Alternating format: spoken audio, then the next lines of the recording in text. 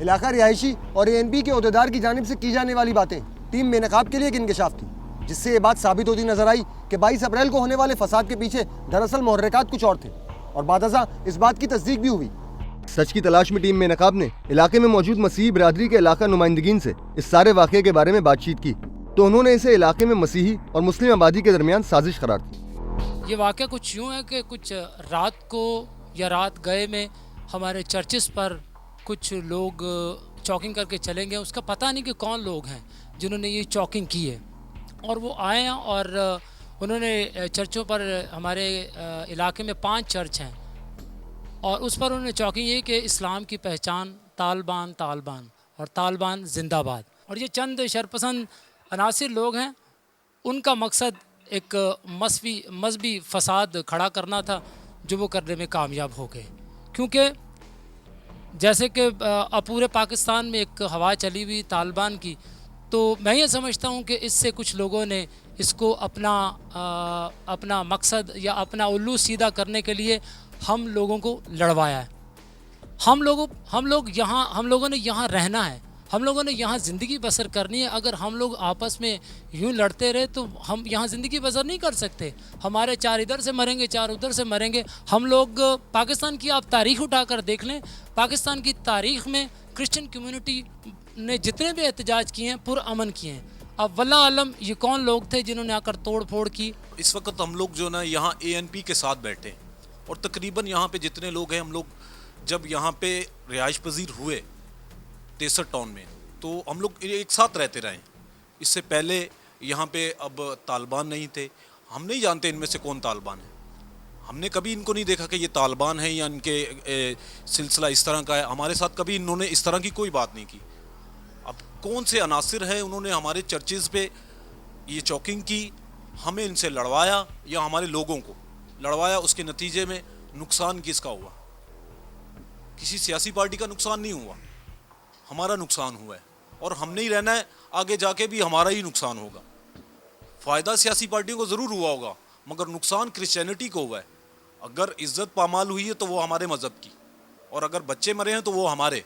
हम इस बात की मज़म्मत करते हैं कि जिसने भी हमें लड़वाया है या जिसने भी ये चॉकिंग की है या करवाई गई है, उसने हमें लड़वाने की कोशिश की है। ये कोई हमारी पाकिस्तानी कम्युनिटी के लिए, क्रिश्चियन कम्युनिटी के लिए कोई अच्छा शुगर नहीं है। हमारे क्रिश्चियन बिरादरी के जवान हमारे साथ बैठे हैं तो खुल के उसने इस बात की वजाहत की कि ये जो वाक़या हुआ इसको कंडम किया, और जिस भाइयों ने ये बात की कि यहाँ पे पठान बिरादरी और क्रिश्चियन बिरादरी के बीच में मिस्टेक हैं, मेरे ख़्याल में ये ज़्यादती हैं क्रिश्चियन बिरादरी के साथ भी और पख्तून बिरादरी के साथ।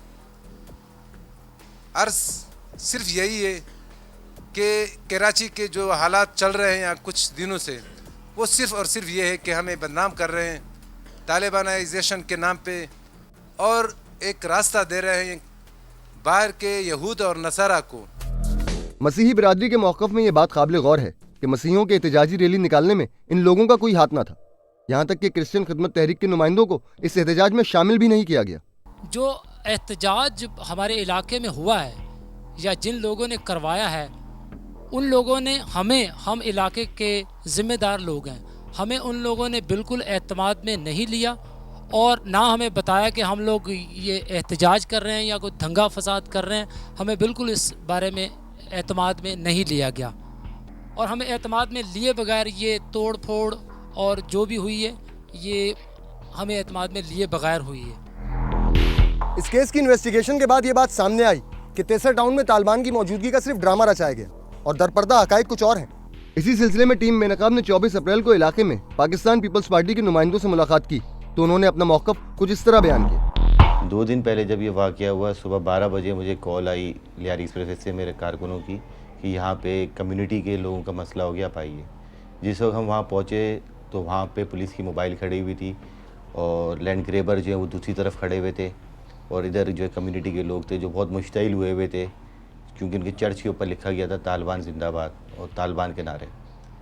लेकिन हमें अंदाज़ा था कि ये किसी की शरारत है और क्योंकि कोई भी अपना नाम नहीं लिखता नीचे, बाकायदा नाम भी उन्होंने नॉमिनेट किए थे उन बंदों के जिन्होंने लिखा है। ये सारा मैटर जो है ये किसी तंजीम का नहीं है, ये सिर्फ मसला है लैंड ग्रेबिंग का। इसके अंदर क्रिश्चियन बीच में कहाँ से आता है? असल में लैंड ग्रेब क्योंकि इसके अंदर हमारे सपोर्टर्स हैं। पीपल्स पार्टी के अंदर 90% वोटर जो है वो क्रिश्चियन माइनॉरिटी का जो है वो हमारे पास है। पठानों को ये पता था जो लैंड ग्रेबर है वो मैक्सिमम पठान है, वो किसी तालिबान या किसी और सियासी जमातों का ताल्लुक नहीं, वो एक लैंड ग्रेबिंग कर रहे हैं वहाँ पर। उन्होंने ये शरारत इसलिए की थी ताकि हमारे ऊपर क्लेम्स लगें, हम यहाँ से बैक हों और वो अपना काम आराम से करते रहें। इसके अलावा वहाँ पे और कोई, वहाँ पे सब पठान, सिंधी, महाजिर, बंगाली कम्युनिटी वाले सब मिलजुल के रह रहे हैं। कोई ऐसा मसला नहीं वहाँ पे, ना वहाँ पे कोई महाजिर का मसला है ना कोई पठान का मसला है। हम सब एक साथ हैं वहाँ पे और सुकून से टाइम गुजर रहा है। लेकिन ये लोग सिर्फ लैंड ग्रेबिंग के चक्कर के अंदर। तो तालिबान को बीच में क्यों फिर?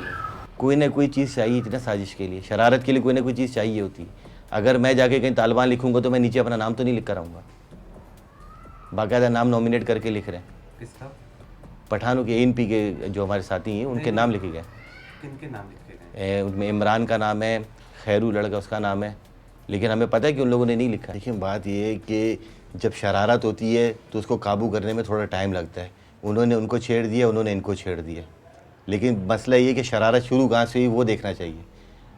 अब जाहिर से क्रिश्चियनों के चर्च को आप जला रहे हैं तो जाहिर से गुस्सा होता है, लेकिन पठानों का हमने कोशिश करके इतना नुकसान नहीं होने दिया। हम भी ये जानते हैं कि शरारत है, लेकिन हम ये बोल रहे हैं शरारत हमें पता है कि कौन करा रहा है और इसकी वजह क्या, इसके पीछे क्या मकासद है कि यहाँ से ये लोग हटें ताकि इनके रास्ते खुलें और ये इजीली यहाँ पे लैंड ग्रेबिंग करते रहें। आप बताएं 63 टाउन में कितनी लैंड ग्रेबिंग हो रही है।